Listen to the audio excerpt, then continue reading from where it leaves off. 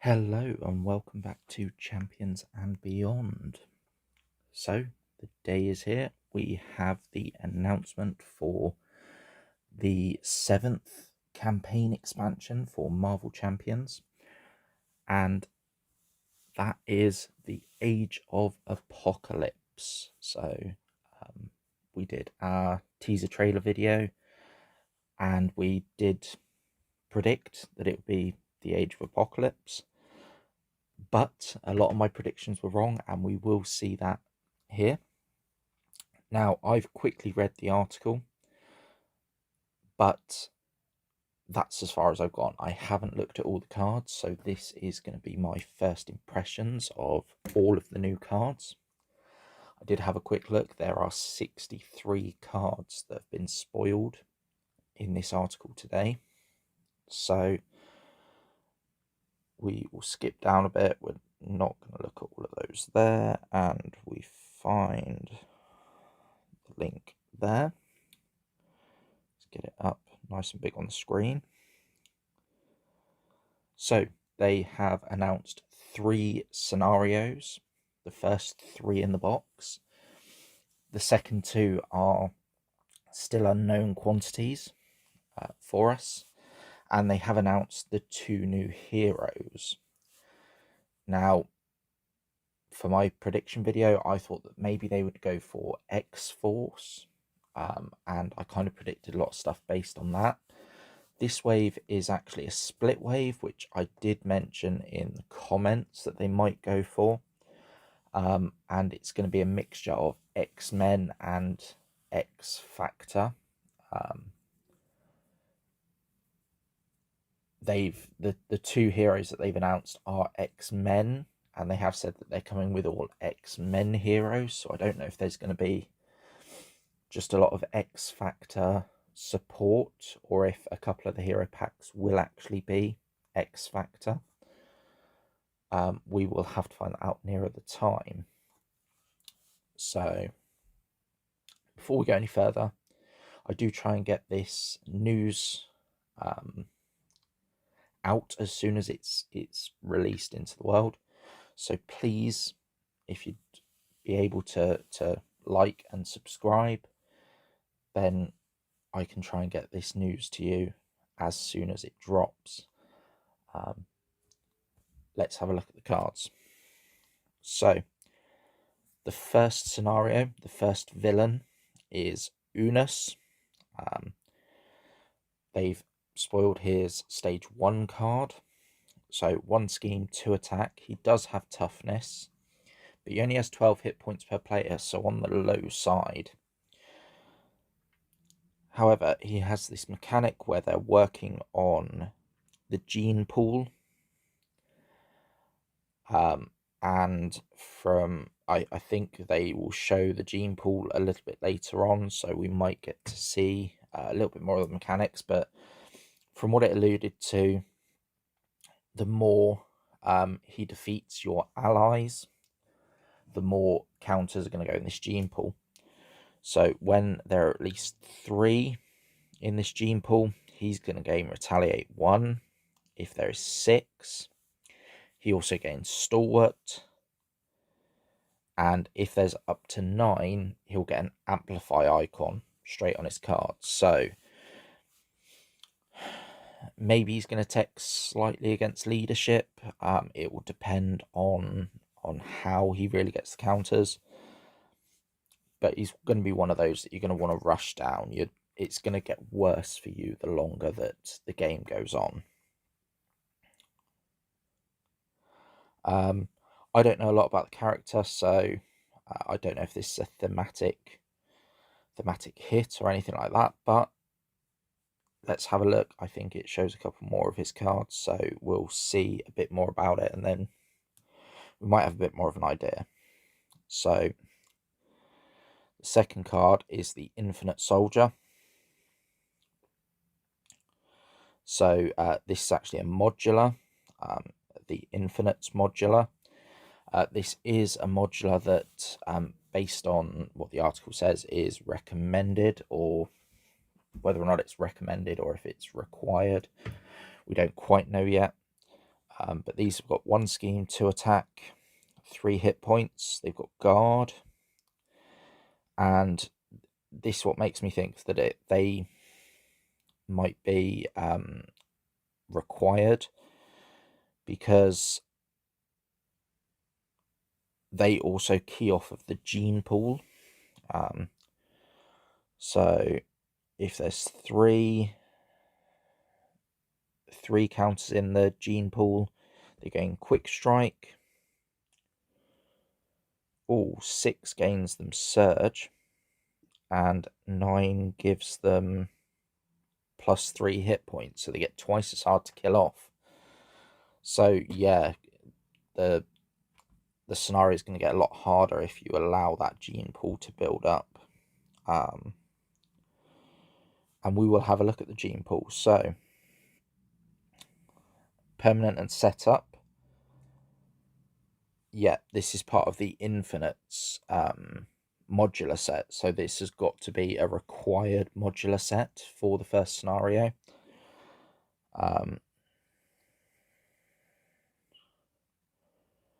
So forced response: after an ally is defeated by anything other than consequential damage, place 3 threat here. Oh wow.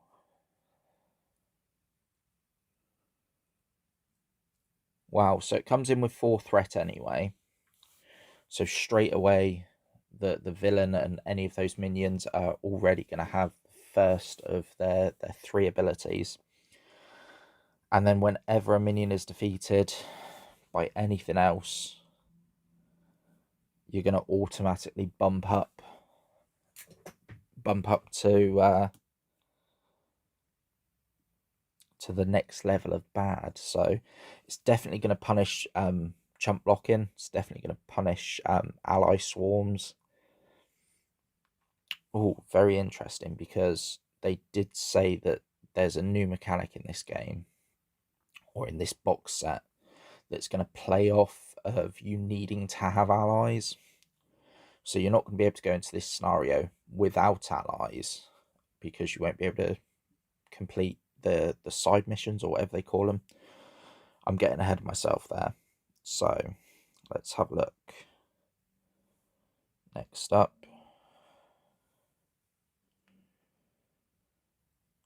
so a sidearm for Unus. Forced response: after Unus attacks and defeats an ally, place 1 threat on the gene pool. Okay, so if he gets this +1 attack and you chump block, it's going to get even worse for you. There's going to be more on the gene pool. After you make a basic attack against Unus, spend a lightning and a fist and discard the card. 3 boost icons, so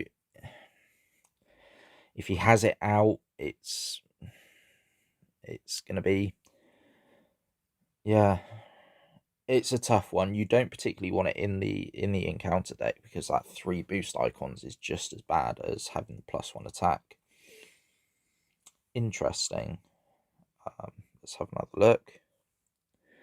So hunting gene traitors. So this is the main scheme. So it threats out at 11 per player, so quite a high threshold. Goes up by 1 per player, and starts with nothing. So forced response: after resolving step 1 of the villain phase, place 1 threat on gene pool. So straight away, so yeah, a lot of his is going to run around that gene pool card, around the gene pool mechanic. That's going to build up regardless of if you chump block with allies or anything. So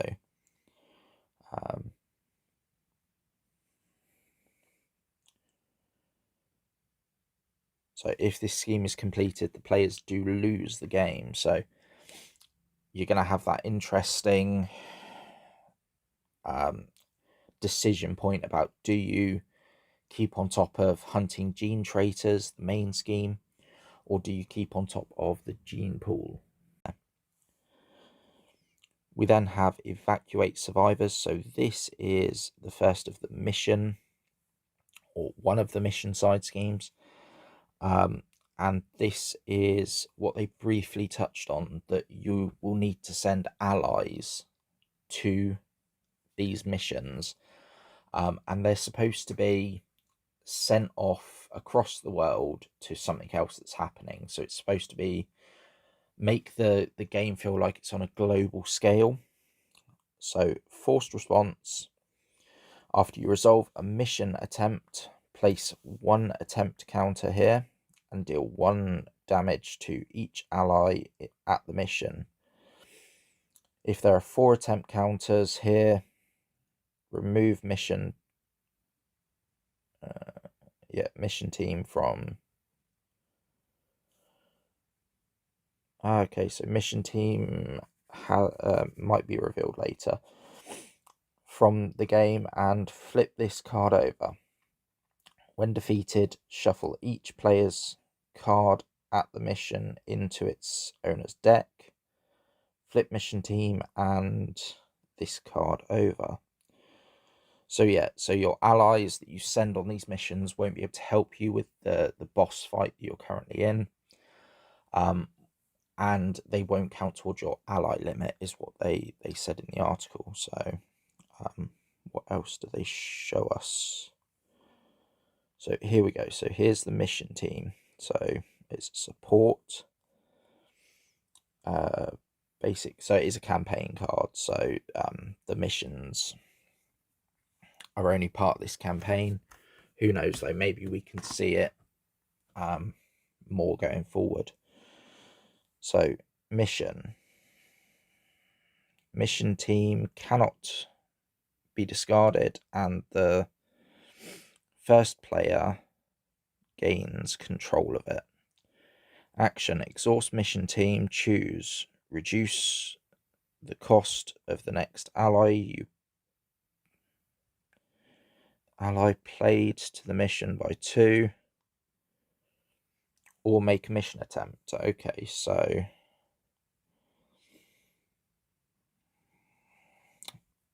I don't know. We'll probably see some more information about the missions, and how many allies can maybe be there, and all that sort of thing. It's going to take at least 4 turns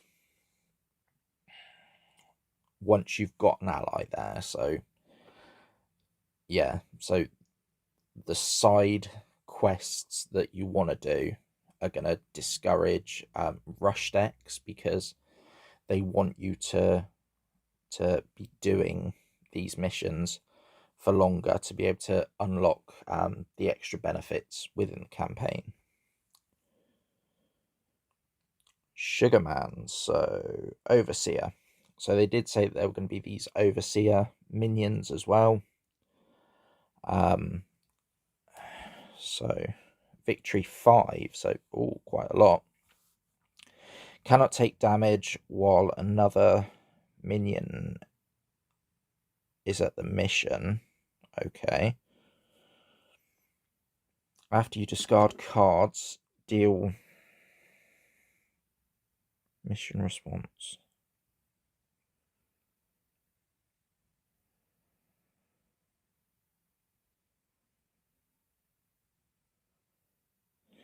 After you discard cards, heal 3 damage from Sugarman for each physical resource discarded. So I don't know, there must be some kind of discard mechanic and all that sort of thing. No scheme, no attack, or I don't know, 5 per player hit points. Pass without seeing more about it. It's going to be difficult for us to really gauge that. We then have this. So is this the flipped side? It must be, yeah. So after you flip to this side, remove each card in the mission area from the game and do the following. If the mission was not defeated, deal each player a face down encounter card. If the mission was defeated, each player searches their deck and discard pile for one card and adds it to their hand. Okay, so yeah, without knowing more about the missions, it's hard to really judge that.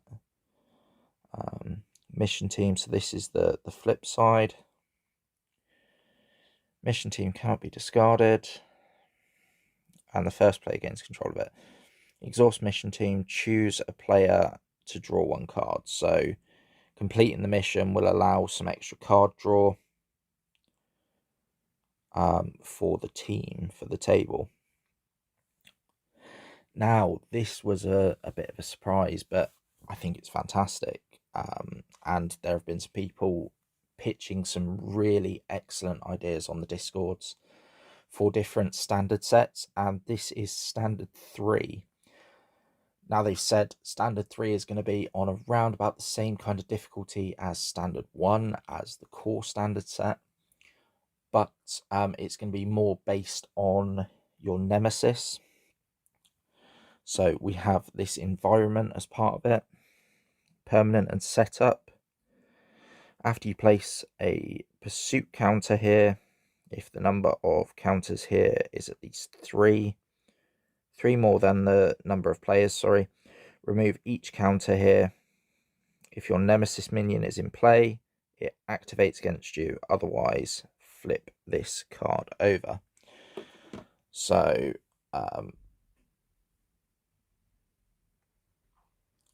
we flip it over and it still has permanent. After you flip this card to this side, find your nemesis minion and reveal it. Search the set aside area for your nemesis side scheme and reveal it. Shuffle your remaining set aside nemesis set into the encounter deck. Flip this card over. Okay, so this is going to guarantee you getting your nemesis out a lot more consistently than Shadows of the Past has done in the past. Fantastic, because let's face it, unless you're very unlucky, and there are definitely players that are very unlucky and do see their nemesis a lot of the games they play, you can go several games without having it out, and you can have several plays of a certain character without ever seeing their nemesis. So good addition, I think. Obviously, let's see if they show any of the other cards. Okay, so Dark Designs is the next card. This is part of that standard set. Place 1 pursuit counter on pursued by the past.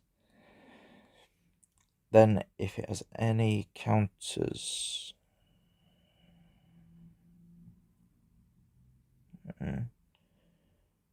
place 1 pursuit counter on pursued by the past. Then, if it has any counters on it, the villain schemes. So, okay, so if it doesn't flip pursued by the past over and get your nemesis, the villain is going to scheme. So it's the advance of it. After this activation resolves, place 1 pursuit counter on pursued by the past. So even the boost ability, although again for advance it was 0 boost icons, this is 0 boost icons, but it will add to that environment. Sinister Strike, the Treachery. So when revealed, alter ego, place 1 pursuit counter on pursued by the past. Then if it has any counters on it, this card gains surge. Hero, still add a counter. Then if there are any cards on it, the villain attacks you. So this is probably the assault. Chances are you're either going to get your nemesis, or you are going to be attacked, or it's going to gain surge. And it has got 1 boost icon, so that's an upgrade from the original assault. Evil Alliance, another one for standard 3. So each Nemesis minion in play activates against you. If no minions activated this way, place 3 pursuit counters on Pursued by the Past.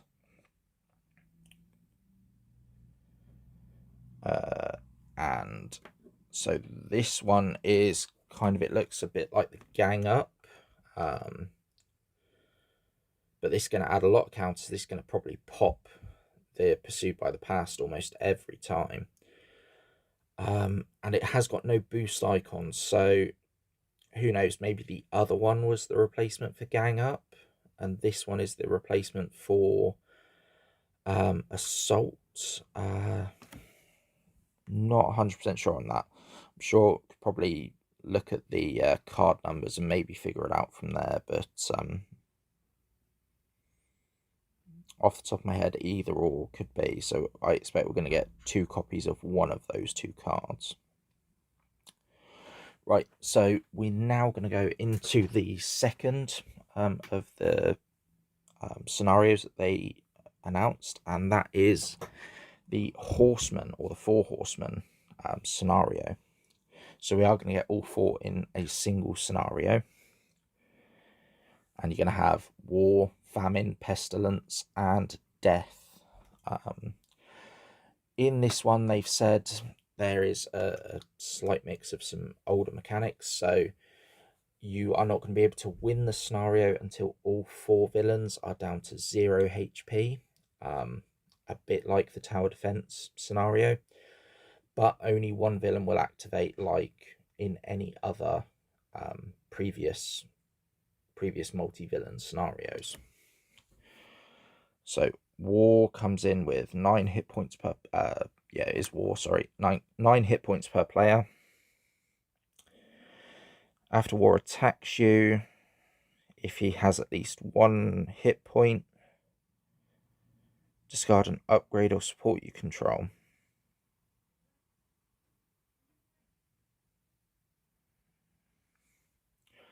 Okay, so yeah, so he's almost always going to be discarding upgrades and supports. Oh no. Right, here we go. So so yeah, interesting. Very different. Do they show? So yeah, we've got Famine. Also has 9 hit points per player. After Famine attacks you, if she has at least 1 hit point, discard the top 10 cards from your deck.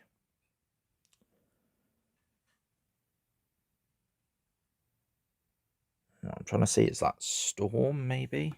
Shown as the avatar. Who was the first one?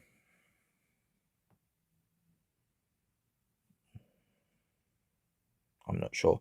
There'll be others that know sort of which one of them were each of the avatars. So, but yes, a little bit like Bulldozer. So sorry, 2 scheme, 1 attack for Famine, 1 scheme, 2 attack for War. Yeah, I don't know, slightly Wrecking Crew vibes there.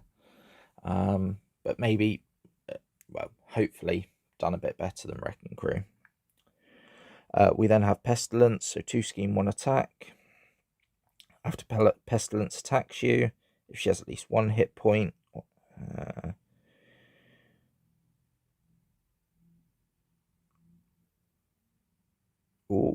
okay, so she will blank your hero's text box.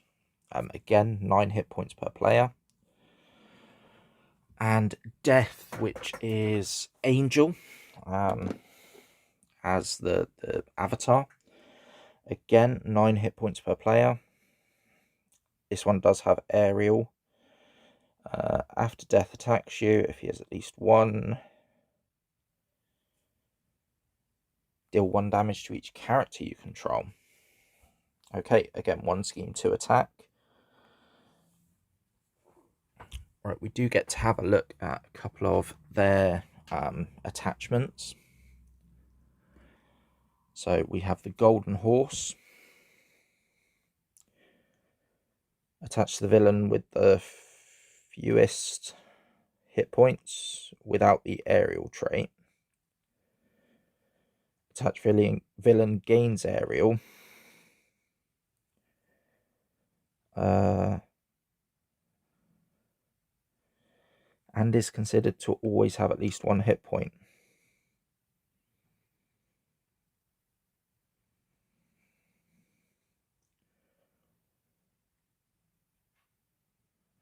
Oh, and to get rid of it, you have to trigger their forced responses after an attack.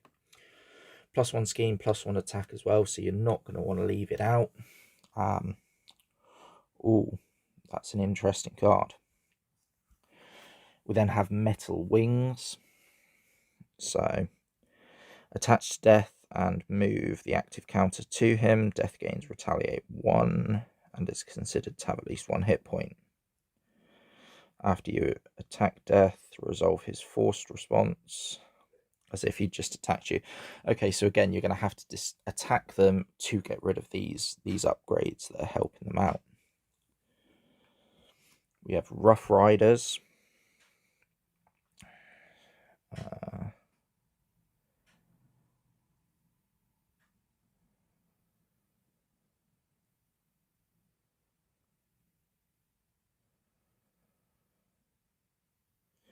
Also, this is going to cause 2 forced responses to trigger.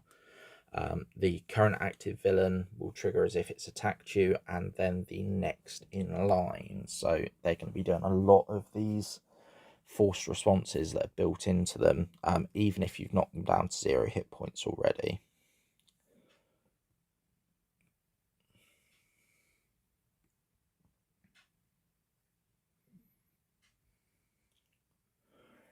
So next we get Apocolypse. So Apocolypse is going to be the 3rd bad of the box, a bit like Thanos was in the Mad Titan Shadow. They also have said that they will reveal more about Scenario 4 and Scenario 5. So I know I've seen people mention Onslaught, but as of now, we don't know any more information. So we have Apocolypse Stage 1. Comes in with Toughness, 1 scheme, 2 attack. And hit points 8 per player. Forced to interrupt when the main scheme is completed, remove all threat from it, ignoring any crisis. Icons, flip this card and reveal Apocolypse Stage 2. So Apocolypse can't be defeated unless you do like a Hela. Kind of, you've got to go through a journey, and they do show some of the cards, or they listed some of the cards in the article, so I'm imagining we're going to get to see them. And he will just carry on building up regardless, while you try and complete your scenario. So one of the big complaints about Hela is that it can be gamed, and you can kind of hang around in the first stage until you're really built out, and then you can just blast through. Apocolypse has got the same kind of storytelling, journeying mechanic without allowing you to build up. So Stage 2 adds Steady. He goes up to 2 scheme, 2 attack. And he has exactly the same response, except remove this card from the game and replace with Apocolypse Stage 3. He also goes up to 9 hit points per player. So Apocolypse Stage 3 carries on having Steady, goes up to 3 attack, and again he goes up to 10 hit points. And again, when the main scheme is completed, you will flip him to Stage 4. So this will be the first time there's 4 stages to a villain.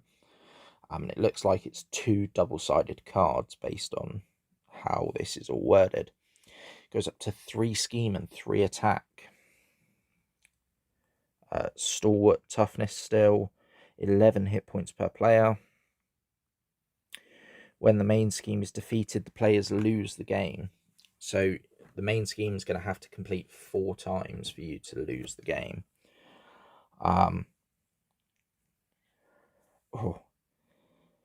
Let's see. Now, I think they're going to show some of the storytelling stuff. So, the Age of Apocolypse. So, this is the main scheme. Starts with 1 per player, goes up 1 per player per turn. X is the number of apocalypses. Is the number in? Oh, okay. So it's his printed hit point value. So it's going to be 8, 9, 10, and then 11 to complete this.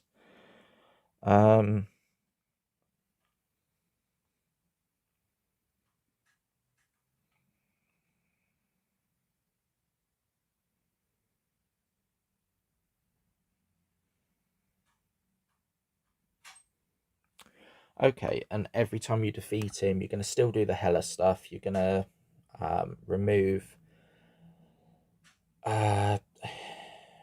attachments and all that sort of thing, and you're going to remove threat equal to his hit points from the main scheme. So you're basically going to have a clear every time you defeat him. Okay, Heart of the Empire. So this is, I think, the start. I can't remember exactly. Yeah, this is card 4, so this has got to be the start of your quest to go through. So it has 2 threat on it, and it has a acceleration icon. Threat cannot be removed from the scheme.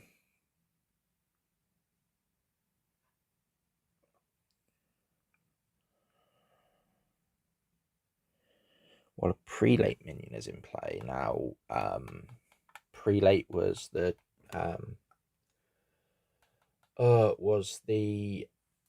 word on Unus, so who knows whether or not it's going to be Unus in the Apocalypse, not the Apocalypse, sorry, the Horseman. But yeah, there's going to be some minions stopping you. When defeated, the first player reveals a random set-aside prelate minion. Deal each other player an encounter card. Flip this card over. So, again, like Hela, it sounds like maybe the back of stage 1 will tell you to get a random prelate minion, so you have to defeat the minion, defeat the side scheme to move on. That seems to be the mechanic here. We then get to the Towering Citadel. So, when defeated, the first player reveals a random set-aside prelate minion.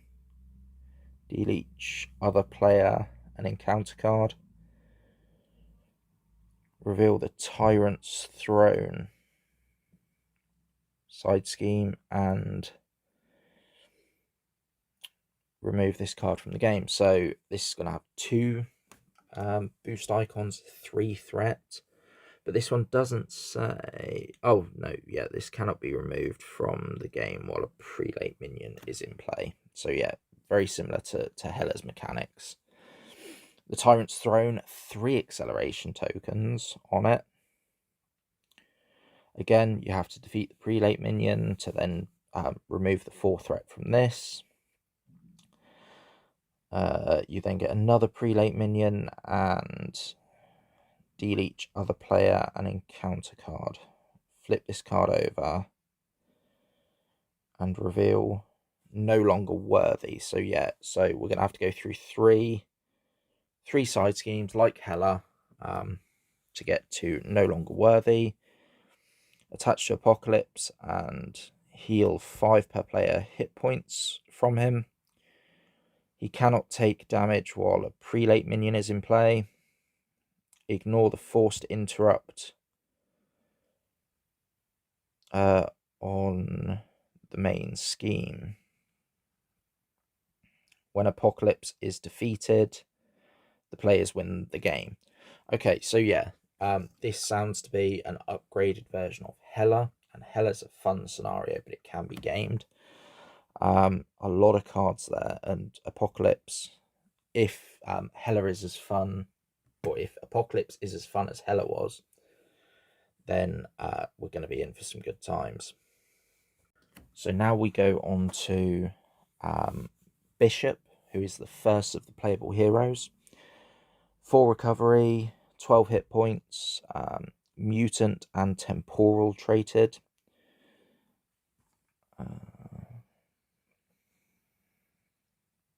Temporally displaced.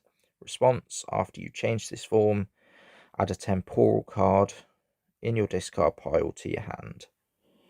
Okay, so if his temporal cards are good, we're going to be seeing recursions of them. Bishop has a 2/2/1 stat line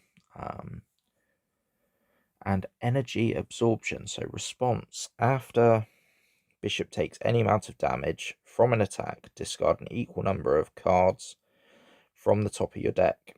Add each resource card discarded this way to your hand.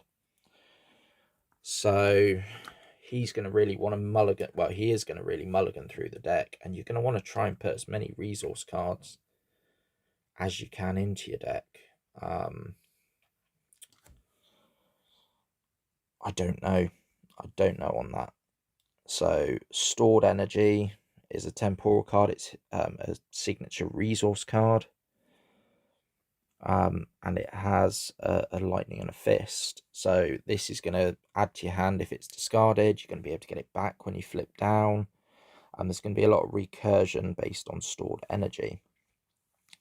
Now, he has 2 signature allies like Domino did. The first is Malcolm.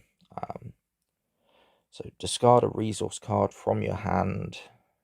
Ready Malcolm. If the card has a printed fist icon, heal 1 damage from Malcolm. Limit once per phase.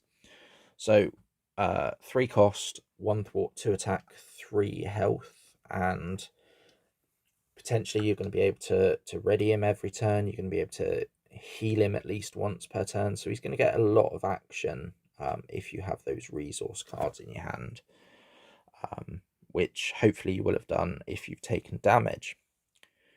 We then have Randall, so opposite stats. He's also 3 cost, but he's 2 thwart, 1 attack, and 3 life. Discard a resource card to ready him, and if it has a printed energy, heal 1 damage. So yeah, so basically the other side, he is also, they both temporal, so you're going to be able to get them back when you flip down. Bishop's Rifle, restricted. Hero action attack, exhaust Bishop's Rifle, and choose an energy, an enemy. Deal 1 damage to that enemy for each resource card in your hand. This attack gains ranged, so yeah. So if you have a lot of resource cards, then you're going to be able to hit quite hard. Bishop's Uniform. After you resolve Bishop's energy absorption ability, exhaust the uniform and heal 1 damage from Bishop for each resource card in your hand. Okay, so now this makes it interesting. So if you get hit for 4 damage and you discard 4 resource cards, or even if you discard 2 and you already had 2 in your hand, you're going to heal that 4 damage straight away. It will be one attack per phase because of the fact that you have to exhaust the card, but yeah, that maybe makes it a little bit more viable for him. Supercharged. Superpower card, but it's a 0 cost, so Death Focus doesn't get play here. Discard a resource card from your hand, place 1 charge counter here for each resource icon on the card, sorry. Hero interrupt: when you make a basic attack, discard supercharged. You get +2 for this attack for each charge counter here to a maximum of +8. So this is going to help you get up to kind of the Captain Marvel, the 10 damage, although it is requiring a basic attack to do it.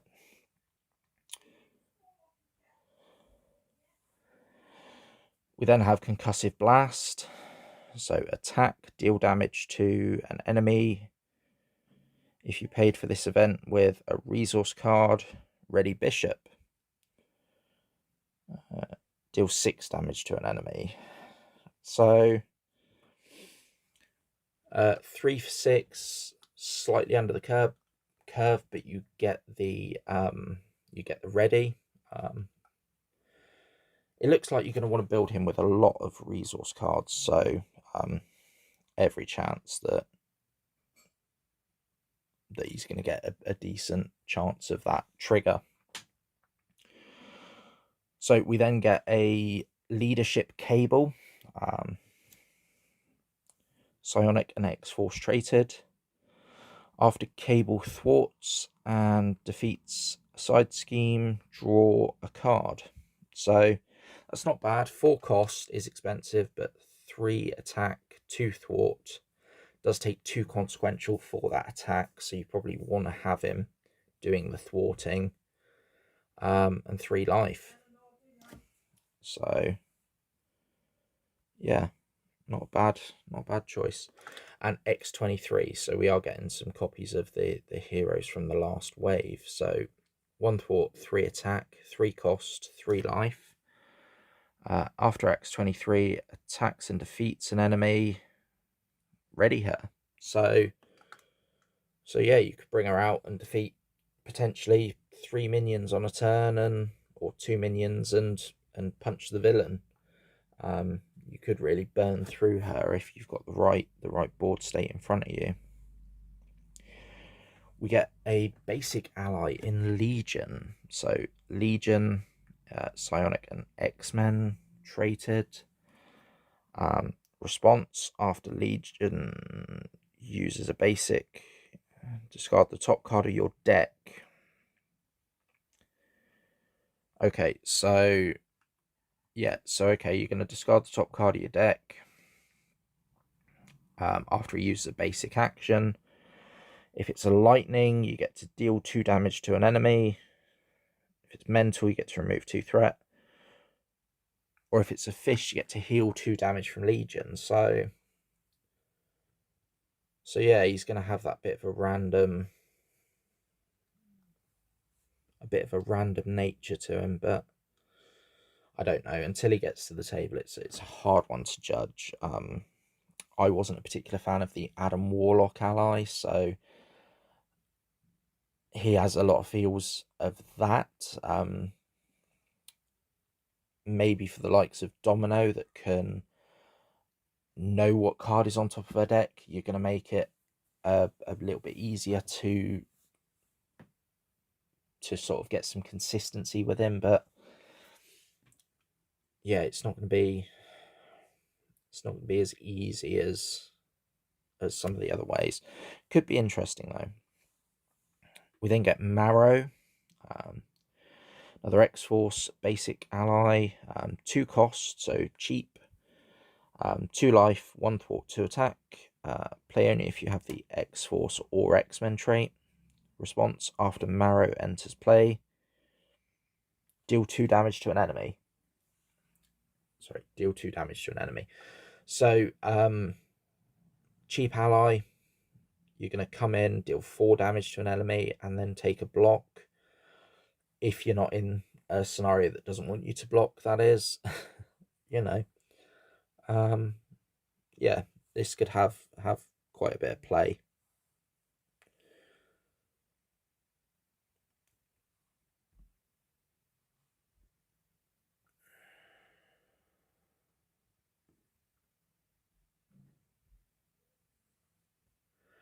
Right, so then we have Advanced Suit.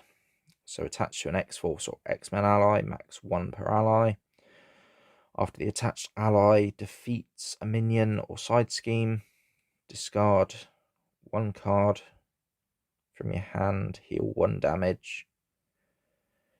from attached ally for each resource on that card. Okay, so again, yeah. Interesting. I'm not sure if I love this ability. It'll probably be good for Bishop if he's got a lot of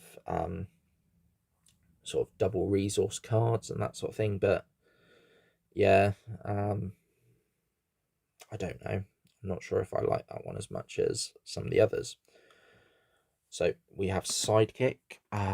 So attached to an identity-specific ally you control, max 1 per deck. Okay, max 1 per deck. Attached ally gets +2 hit points and is your sidekick. After you make a basic recovery, heal 2 damage from attached ally. So, okay. First thought is going back to Spider-Woman with the Miss Marvel, the beefing up Miss Marvel deck, which was leadership and protection. Perhaps you could now do this with leadership and any other aspect, because you could essentially get the heal with this as long as you flip down and use your basic recovery. Interesting. I think there'll be some definite niche uses for this card. So we then have side by side, hero action, ready your sidekick. Okay. Ready your sidekick, ready your hero, and choose one. Heal 1 damage from both characters. Or both characters get +1/+1 until the end of the phase. 2 cost event. I think when you find a deck that wants to use sidekick and wants to really make the most of that, this will be an interesting card. Yeah, sort of deck builders and theory crafters will really have some fun thinking about these cards over the next few days. Then we have our second hero. So they have said we get magic. So Ilyana Rasputin, mutant and a mystic. So we actually get a 4th mystic for the game. Interrupt when you change to hero form. Choose a spell in your discard pile and put it on top of your deck. Limit once per phase. So yeah, she's another one that's going to key off the top of your deck. She has 10 hit points and 3 recovery. So Mystic and X-Men. So unfortunately, I know people wanted the was it Excalibur trait, or the there was another trait with that Blade would have been a part of, but unfortunately she's not going to be part of that. 1 thwart, 2 attack, 2 defense. So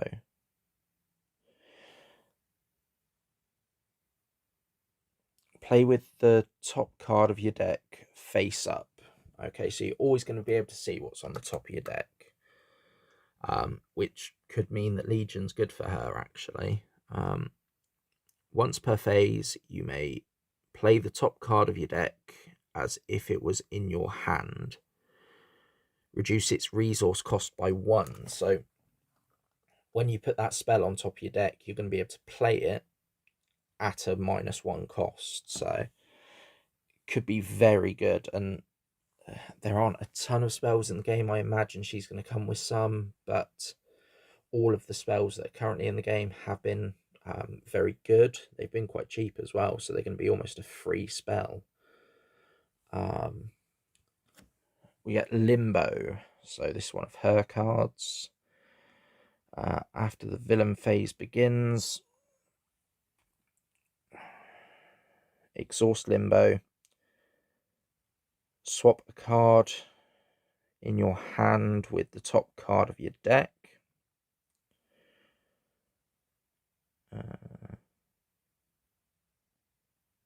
Okay. Okay, and then there's an action that you can swap a card with from your hand to the top of your deck. So yeah,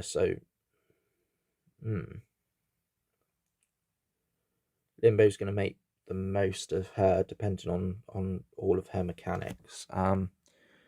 Magic's Crown. Magic gains Steady, which is going to be good.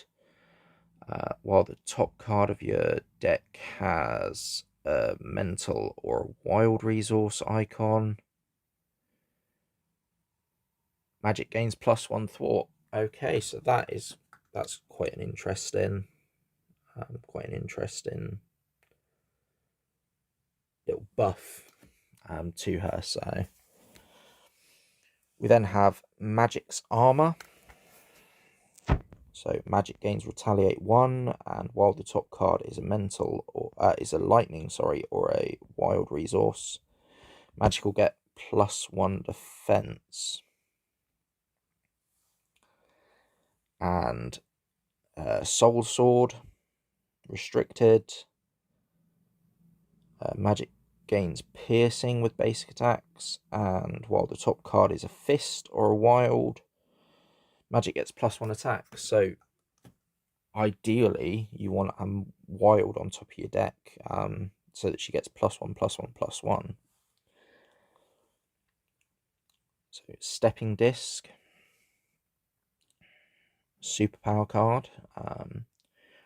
Ready your hero, choose a magic card in your discard pile not named Stepping Disc and put it on top of your deck, which you can then swap into your hand, or you can then play it from the top of your deck. Yeah, it's an event, but it's going to be a very strong event to get any of those cards back and recur them or scry them. We have scrying. So this is a spell. Look at the top 3 cards of your deck, draw 1, discard 1, and put 1 back on top of your deck. So yeah, this is going to replace itself when you do the action. You're going to discard 1 that you maybe didn't need at this time, and you're going to be able to set whatever's on top of your deck. Okay. Oh, so she also has a signature ally of Colossus. So 2 thwart, 2 attack, 3 cost, 3 life. Comes in with toughness.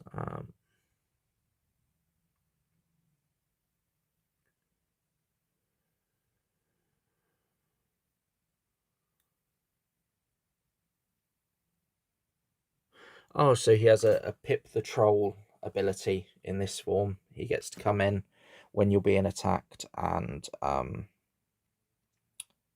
defend that attack. We have Golden Balls, 3 cost ally, 1 thwart, 1 attack, 3 life. When Golden Balls attacks, discard up to 3 cards from the top of your deck. Golden Ball gets +X attack for this attack, where X is the number of cards discarded this way. Okay. Well, another one wanting to discard off your deck. You'll always be able to exactly defeat a minion or a villain. So there's going to be play there. I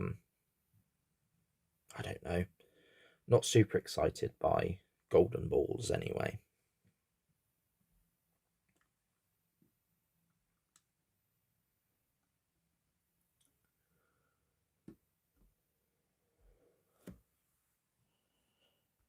Right, we then have Tempest. So we are on the last couple of cards here. 2 cost, 1 thwart, 1 attack, 2 life. Play only if your identity has the X-Men trait. When the villain would scheme, discard Tempest, cancel that activation. deal yourself 1 face down encounter card. Okay, so for aggression, that's going to be very good. If you flip down, if they're going to scheme, and you can't necessarily deal with that threat, which, although aggression has ways, it's not the best at. I think this ally will get some play. Then have Blood Rage, so I'm guessing that magic is going to come as aggression with these, with the way that they've said it. I can't remember if it actually listed it in the article. Max 1 per player. After you defeat an enemy with a basic attack, exhaust Blood Rage and take 1 damage, draw 1 card. Okay, so there will definitely be some characters that will find this useful. It's not going to be for everyone, but we then get full body charge. So hero action, attack, deal 8 damage, so 4 for 8. To an enemy if your hero's remaining hit points are less than half your hero's starting hit points. This attack gains overkill. Okay, so I think X23 is going to come in with some of these cards that trigger off when you're on low health. So this is just going to add to the archetype that's being built there. We get test the defense, max 1 per player. After you play an attack event, place 1 test counter here. If there are test counters here, if there are 5 test counters here, sorry, discard this card and deal 5 damage to an enemy. So that's going to be good for event heroes. Gamora would like this. Yeah, any hero that likes a lot of events is gonna enjoy that.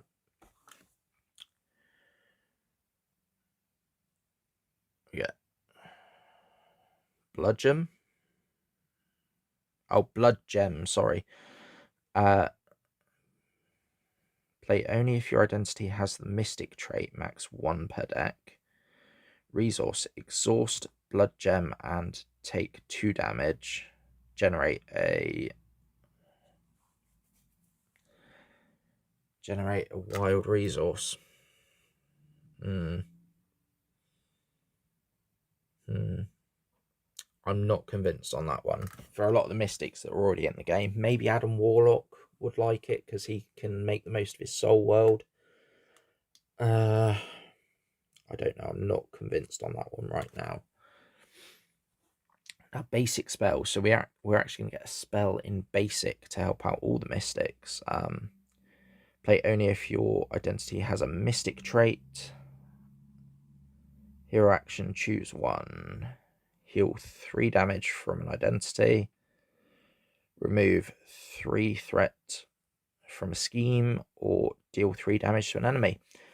That's going to add some great consistency. Not the Mystics needed a bunch of buffs anyway, but that is going to be interesting. You're going to be able to add whatever you're weakest into your aspect. So if you're aggression, you get some threat removal, or yeah, or if you're struggling for life, you're going to get some health back. So okay, and that is it. That takes us back to the start. So this was a long video. There was a lot of cards to cover.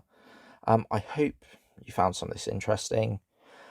Please let me know any of your thoughts in the comments below. Let me know whether or not you're excited about these heroes.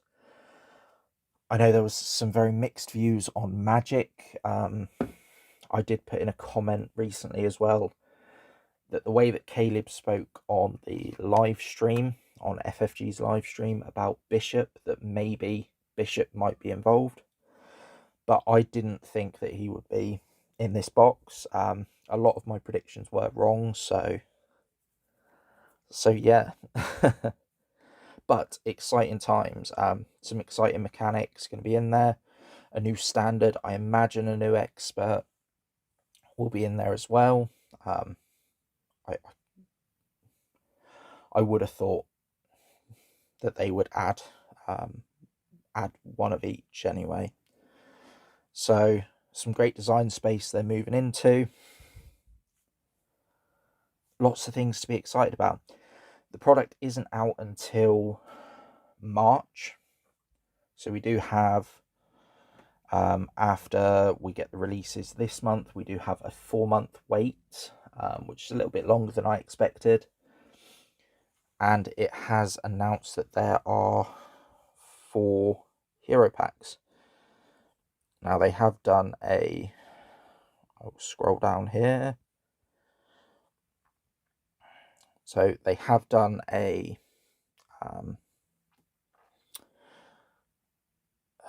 silhouette for people to maybe guess what the next 4 heroes are going to be. Jubilee is a possibility. And other than that, I don't know. We thought maybe Iceman, maybe Beast. But I'm not sure. I'm not sure with these. So I know people wanted Nightcrawler and all sorts. But again, let me know in the comments below what you think this image, the 4 heroes, could be. So thank you very much for watching. I'm sorry this was a longer video. There will be an In the Spotlight video coming out over the weekend, and early next week there will be a gameplay video to accompany that. So stay tuned, and until next time, happy gaming.